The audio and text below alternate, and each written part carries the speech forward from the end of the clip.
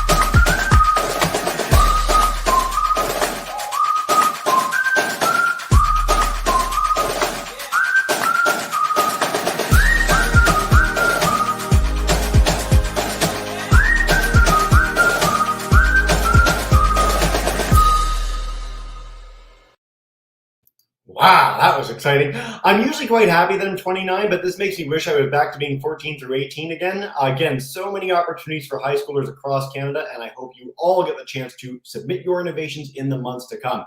I don't want to steal the thunder of Jill, so I'm going to bring her in to highlight a little bit more, dive in on the details of that video. So Jill, thank you so much for joining us today. And hi, Jesse.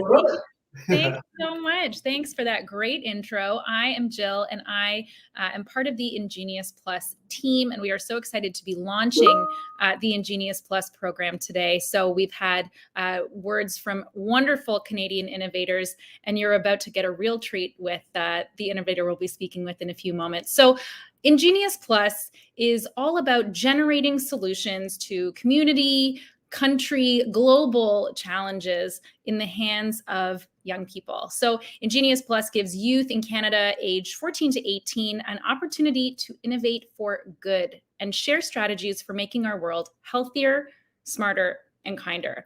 So what is innovation? This is a word that gets thrown around a lot, and it's not always really clear what it means. To us, innovation is simply doing things better and making an impact. So it could be improving upon a pre-existing product, a service, or a process, or it could be creating something completely new that solves a problem and just makes the world a better place.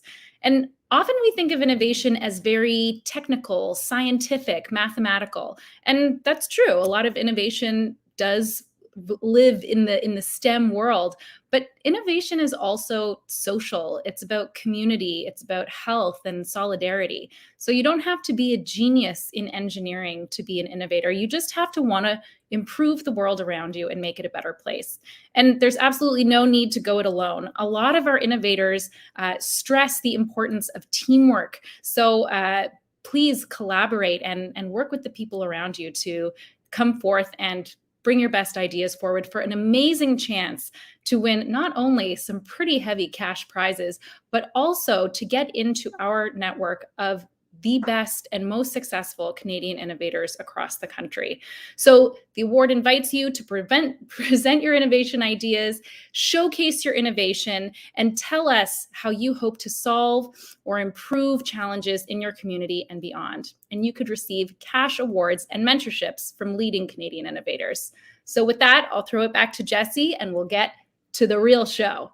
Thank you so much, Jill. What an amazing introduction. And again, I really encourage everyone to head to the site. I will be featuring it throughout the broadcast to submit their own innovations and check out ingeniousplus.ca. Now, at Exploring by the Seat of Your Pants, we do programs on everything from particle physics to cave diving, everywhere in between, 500 plus broadcasts every single year. And there are 3 themes that underpin our most successful popular broadcasts and programs. That is climate change, Indigenous stories, and stories of the North, especially Canada's Arctic. This talk today blends all 3 of those, and so we are going to hear from project support lead Shauna, who's going to tell us the SmartICE story. I'm going to leave it over to her to dive in on the details of what exactly that is and what they do at SmartICE. Shauna, thank you so much for joining us today, and take us away. Thank you. Hello, everyone. My name is Shauna. I have been part of SmartICE now for going on close to 3 years. I really do enjoy working with SmartICE, where they're not only working with my community, but with remote Indigenous communities across Canada's north. So who we are. SmartICE is community-oriented, meaning that we visit communities and they help influence our decision based on their needs. We help manage and train people in the community how to use the equipment, and the community is in control of what they do with it, how they do with it, and where they would like their trails, their roads to be mapped out. Our technology helps monitor sea ice thickness, and that combined with traditional knowledge help people who use the sea ice able to make better and more informed decisions on driving and going to different communities using the sea ice. We work with Inuit communities from community of Nain to make what we call smart buoys, and they are shipped across Canada to other Indigenous communities so that they can use them. We also have something called the Smart Harmonic that is used for people to drag behind a skidoo, as seen in this picture, to monitor ice in real time. Right now, our vision is to work with Inuit and within their community. It is their homeland, it is their space, and we want to be welcomed in it. For us to do that, we want to share our vision and to be transparent with what we do and what our technology does. They know what we are doing and what is happening with what information is happening and produced afterwards with people we collaborate with in community. This leads into our mission, where we want to have traditional knowledge shared with science and technology. Having both the collaboration of both knowledges is what helps maximize benefits for local communities, especially the youth who use the sea ice to drive on. Inuit shape what we do, how we do things, and they lead us to guide us into their lives of traveling on the ice. They are the experts of the land. Here, I mainly wanted to show this slide just to show how diverse our jobs are internally. We have the technology sector, the field operations sector, and the business development, which I'm currently under. Here we take people with technology who are interested, with science, with electrical engineering, with business, with human resources and finance. There's a broad range of what we do, and to showcase that we also work alongside with Inuit. So why SmartICE? Climate change is changing the way we used to know the land, the animals, and more importantly, the way the water behaves throughout the season. In the north, they have the most sea ice than anywhere else in the world, and with communities living in the Canadian north, it is important to know how to keep people safe. What Inuit used to know about the ice traditionally, they no longer know, and that is why SmartICE technology comes in. Ice is vital for Inuit life. The sea ice actually acts as a road for a lot of people living in Nunavut, Labrador, and across Canada. This ice road or trail is what allows people to hunt for food, to travel to other communities, to see family and friends, but it is also a space to learn more about your culture. Andrew is one of our operators that takes care of and uses the SmartICE equipment in Pond Inlet in Nunavut. Here, he is explaining the importance of the sea ice and what it means to him and his culture. To learn from one another, to learn to harness the land, the animals are done on the ice. If communities want to measure and monitor certain community trails, they totally can, and go ahead if it is not dangerous for them. Our priority is always the safety for people and for those who use our equipment. We monitor and we stay safe, and we feel more comfortable making decisions by technological innovation. Okay, so now we're here to the actual fun stuff of what we do and what our equipment actually does. The Smart Buoy is 10 feet tall, And the reason for it to be so tall is that when our operators drill a hole in the ice is able to freeze around the buoy so that the buoy can stay in ice 5 months of the ice season. The thermistors that go down alongside the buoy is what helps us measure the air, the snow, the sea ice, and the ocean. At the very top of the sensor, you can see a small little black box. That is where the antenna is, and that brings information from monitoring those 4 elements that bring up into a satellite and back onto our laptops as a database to convert into readable and useful resources and information. The Smart Harmonic works differently in the sense that it doesn't stay in the ice 5 months of the year, and it stays. This is a mobile sensor that you can drag on the back of a skidoo on a sled, or what Inuit call a hamudik. And as you're driving along a trail or a path, you can see in real time how thick the ice is underneath you. When the hamudik is brought back into the community and is close to Wi-Fi network, it is connected to the internet and analyzed, and a map is created and a trail is created using science, essentially. So all the data is collected through and can be read through a website called Siku. Here you can see where the buoy has been placed in Pond Inlet in particular, but you can definitely check any community we are in for different readings. The colorful line and the circle you see here is where an operator drove and can be seen for the rest of the community to see how thick the ice is. What is in red is dangerous, and what is in blue is heavy, thick ice. What is in between will vary. That's why we have orange, yellow, and green, but usually anything from a foot to 1.5 feet or less is considered dangerous ice to travel on. Other informational avenues that we have that SmartICE uses is posters. So these posters are for communities. This is to spread awareness on how to be safe on the ice, what to expect, what to do when you're traveling on ice, what to look for, and to be careful for. This is also a great way to share knowledge in their language regarding the sea ice. A lot of the younger generation has lost knowledge from the ice, and with the ice due to circumstances out of their control, so we thought, what better way to showcase knowledge and safety than with community posters? So why have a social enterprise? A lot of people may not know what a social enterprise is. Essentially, the enterprise is to better the community with maximum and highest effort. We want people to succeed and thrive and grow and to be the best versions of themselves that they can be. We can do this by incorporating their culture, valuing and caring for Inuit resources, and being resourceful through Inuit societal values. Being able to have a social enterprise business model allows us to encompass that. This allows for a complete space of familiarity and comfort to be, for the youth to be themselves when they are through our program. We are a WISE company, meaning we integrate work. These skills can be transferred into other full-time employment, to school, to college, just things outside of what we do. A program that we hold in the Nain Production Center located in Nain, Newfoundland, Labrador. We opened back in 2019, called the Northern Production Center. The goal is to give youth motivation so they can go back to school, have support and guidance to do what they want to do to get to be the best version they can be for themselves. We call this program the SmartICE Employment Readiness and Technology Development Program. Here, youth between 18 to 30 can build resumes, a list of skills that they can have to go back to work full time. They learn how to get to do job interviews and to receive job interviews, how to explain themselves, and to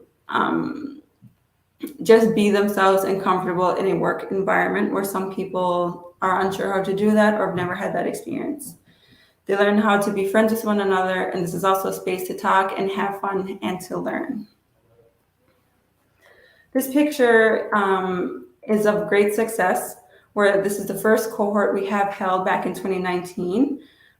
Hiring these youth, they were very shy, they were very timid to talk to, but coming through our program, they were able to shine and to smile. This is also such a great photo because they helped shape cohorts after that.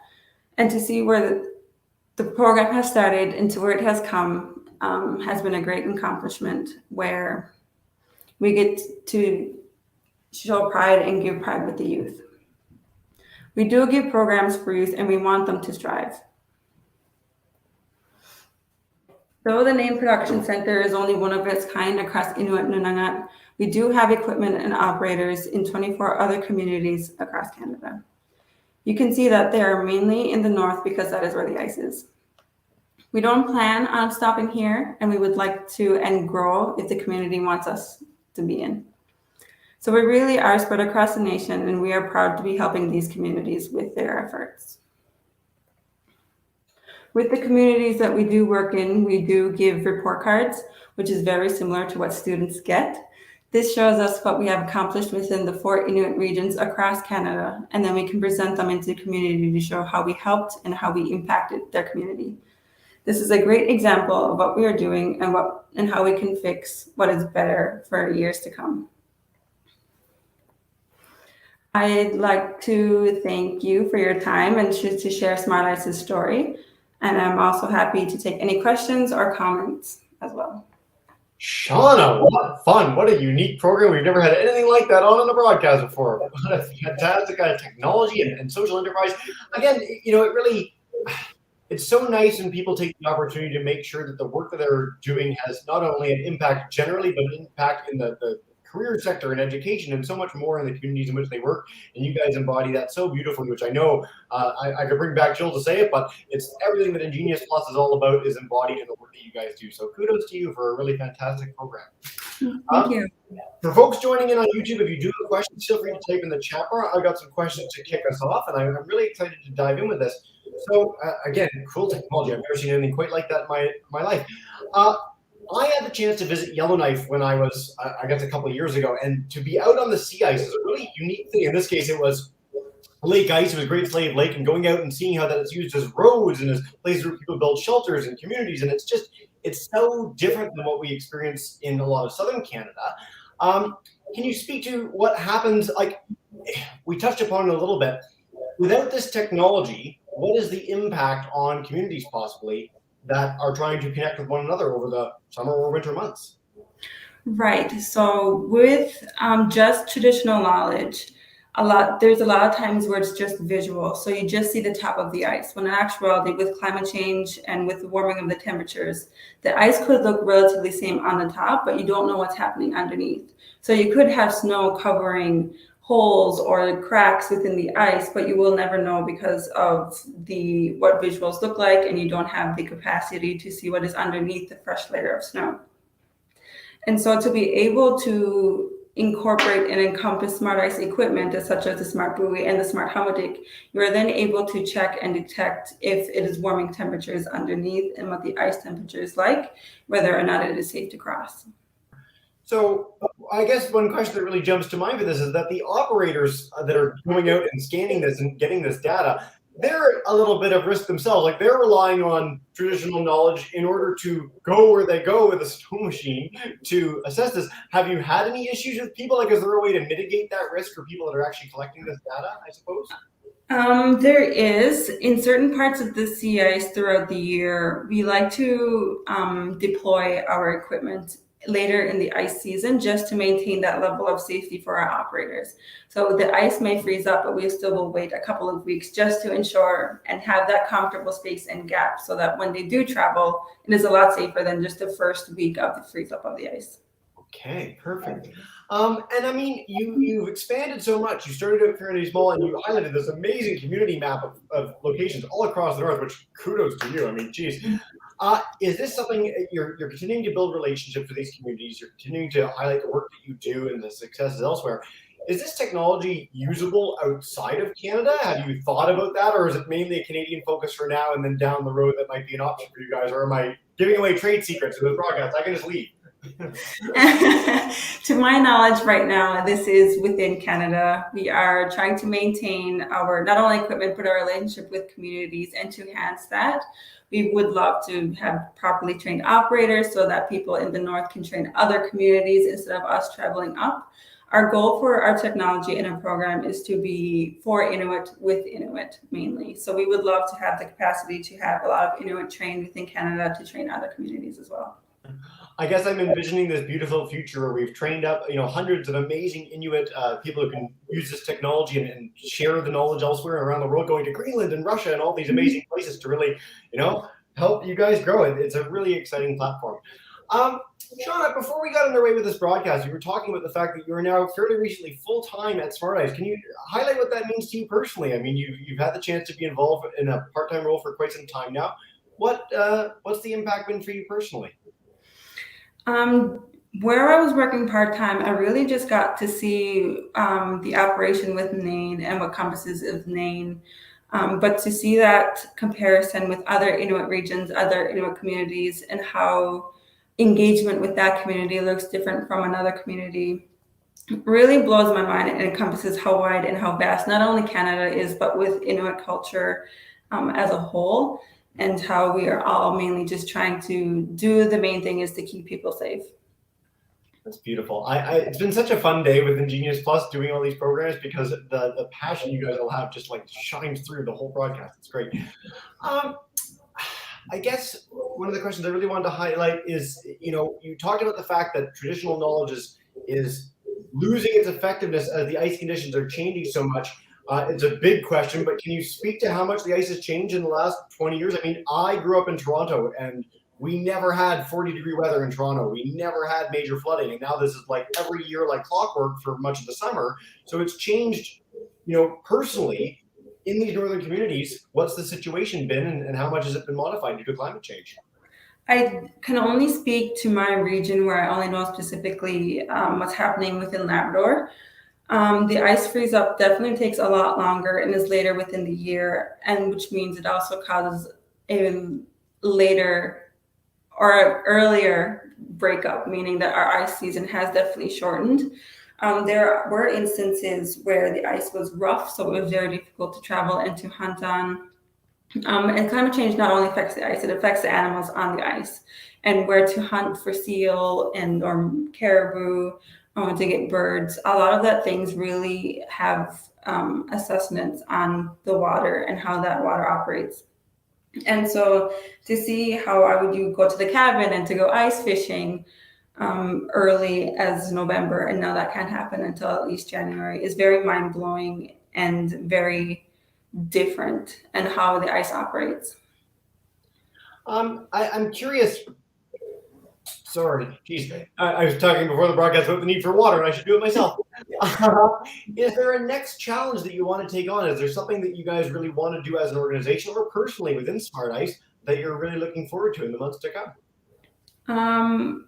Training and preparing our operators to maintain the equipment, and then to train within community. So we have more community operators, and we have more SmartICE knowledge within community, and to be able to use this equipment. Again, we do really want to keep people safe and on ice, and the more people that are aware of Siku and with SmartICE, the more people are safely are traveling and feel more comfortable and confident in decision on traveling. How long does it take to train someone to adequately do this? And it seems like a lot of work, and I'm curious what the process actually looks like. I would like to say a week, but with constant innovation and creativity, youth input, we are always learning, and we're always striving to learn. So that is definitely a continuous process. Yes, I love that answer.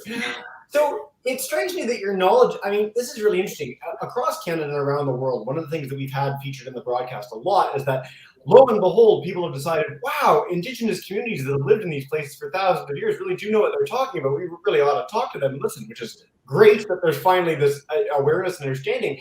It strikes me that the knowledge that you're gaining, the knowledge that's built into these communities that you're getting the chance to work with, and the knowledge you're gaining through this technology would be very useful in general to Canada, to the world. Do you share this data in any way, or is it solely community focused, or are you able to take this and use it, I guess, across the north, or in partnership with, I don't know, anyone? I don't know what the situation is. That is a very interesting question. So to my knowledge, when we go into communities and we gain ice terminology for the posters, or if we go out on the ice and to map out a trail, a lot of that information is already community information, which means that they hold and are in control of that information.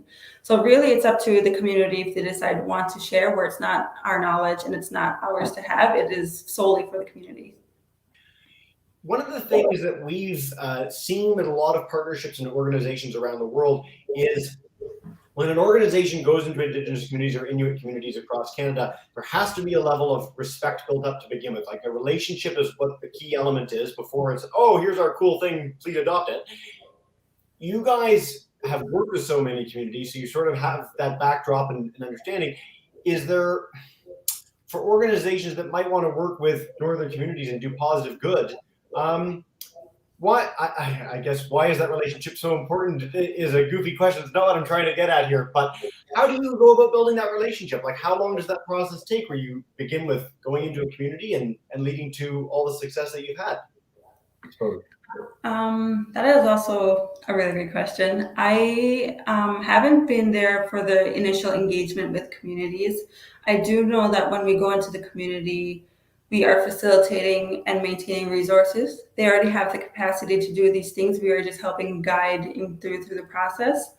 And just recognizing that when we come into this space, it is not our space and it is not our place to tell them what to do. It is their space, it is their time, it is their knowledge, and we are opening to hear it and to collaborate with it. So just explaining through the process and being very transparent in what your research is doing, how is it benefiting you and the company, but also to the community. Just really emphasizing that when you're helping a community and coming into a community, it is not the benefit of the organization coming in, it's a benefit for them.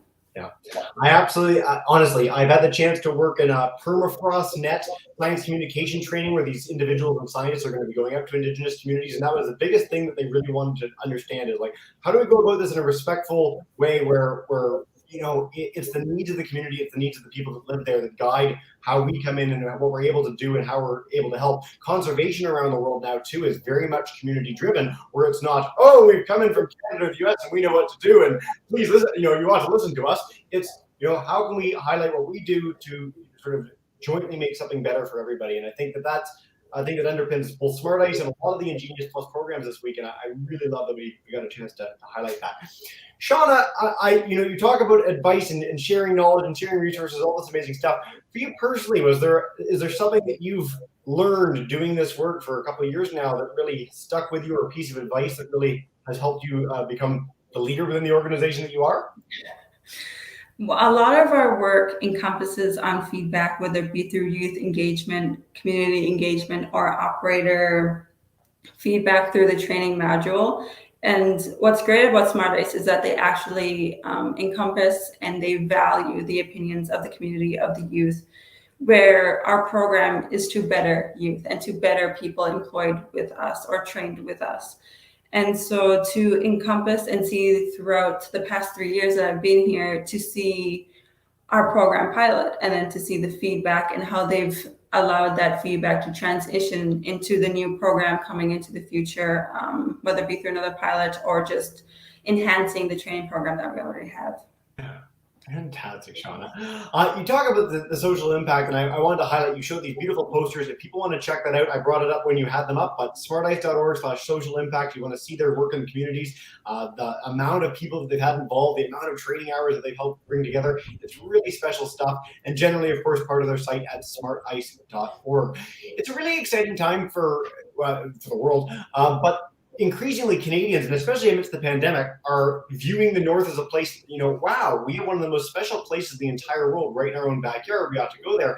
I don't know, I guess, does this work help feed into the idea that more communities and more people are going to be heading up to northern places all across Nunavut and beyond in the years to come? I mean, I know it's meant for local commerce and trade and interest in community building, but this work could underpin more tourism coming to these places as well. Is there thought to that, or I don't know? There could be. I don't think that's necessarily the intention of what we are doing, but if it is definitely helping people coming to North and to kind of understanding, encompassing how to come into the North or to travel, that is definitely a benefit. Yeah. Shauna, time flies and you're having fun. I want to leave it off there in a minute, but is there a last message? I mean, you highlighted so brilliantly what your technology does, why it's so important, the impact that you're having. And again, I really do encourage people to check out smartice.org to learn more. But is there something that people should take away from this broadcast, that they're inspired to become an innovator on their own, or drawing from the work that you guys have done over the last many years? To be innovative, or to go, and if you're interested into the ocean economy and to help the ocean and the environment, you don't necessarily have to go into the sciences or technology and engineering. I'm proof of that, where I'm graduated recently from business administration. And there are definitely different fields and different impacts you can have through your own personal interest that will help benefit and to drive an organization. It's my favorite wrap-up message of all. I always kind of hope people are going to say that sort of thing, because even you highlighted these beautiful posters. Great art goes into those. And so that's a way that you can impact people, by making it accessible, interesting, in a way that maybe a dry document would never do. And so there's so many opportunities now. And I think it's what underpins Ingenious Plus, what underpins what you guys do. But it's such a beautiful message that no matter what your skills or proclivities to begin with, there are opportunities for you to make a positive impact on the world with organizations like SmartICE and beyond. And I think that's 100%. the most special. I mean, I happen to be one of those kids that grew up and I love science and math and engineering, and that was great. But many kids hate those topics in school. And I think that whether you're interested in business or art or commerce or any number of things, the world is your oyster. And kudos to you for literally embodying everything that we're trying to talk about today, Shauna. This is great. Thank you so much for joining us. Always a special opportunity to highlight amazing new programs, and we'd love to have you back in the future. This is a lot of fun. Thank you. This is a lot of fun. I'll bring in Jill again from Indigenous and Regional Health Foundation. We'll end our broadcast there, but for everyone tuning in at home, thank you so much for tuning in live or after the fact, and we hope you take the chance to learn more in the days to come.